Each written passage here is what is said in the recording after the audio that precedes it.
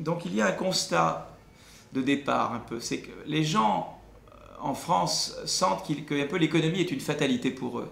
D'abord, il y a la fatalité des pertes d'emploi et des délocalisations. Et puis, il y a la fatalité des pertes de pouvoir d'achat. Et les gens ont le sentiment que c'est une logique inexorable et contre laquelle rien ne peut se faire.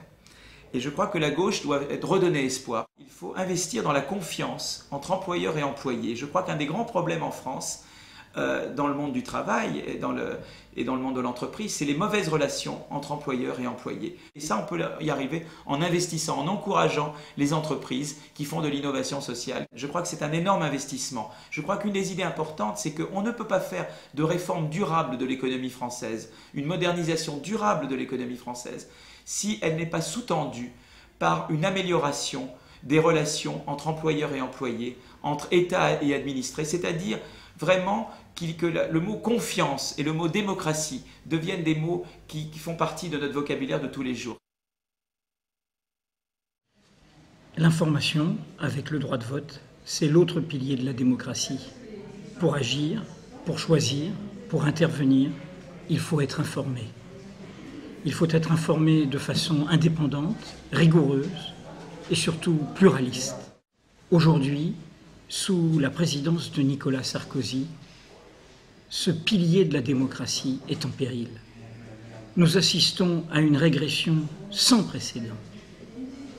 Elle a 3 dimensions.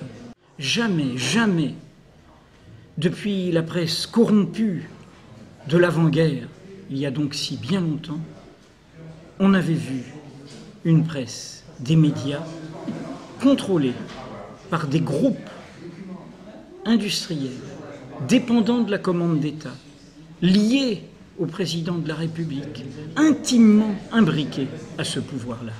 L'autre biais, c'est le contrôle de l'agenda, et c'est le plus pernicieux. Imposer sa hiérarchie des nouvelles. Et la 3e dimension, qui parfois reçoit l'appui, puisque les journalistes ne sont pas toujours populaires, c'est le contrôle des hommes.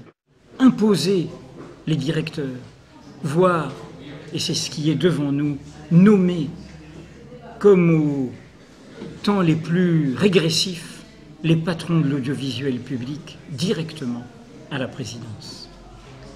Voilà pourquoi aujourd'hui la question de l'indépendance de la presse n'est pas un combat corporatiste, n'est pas une question secondaire, c'est une question démocratique essentielle.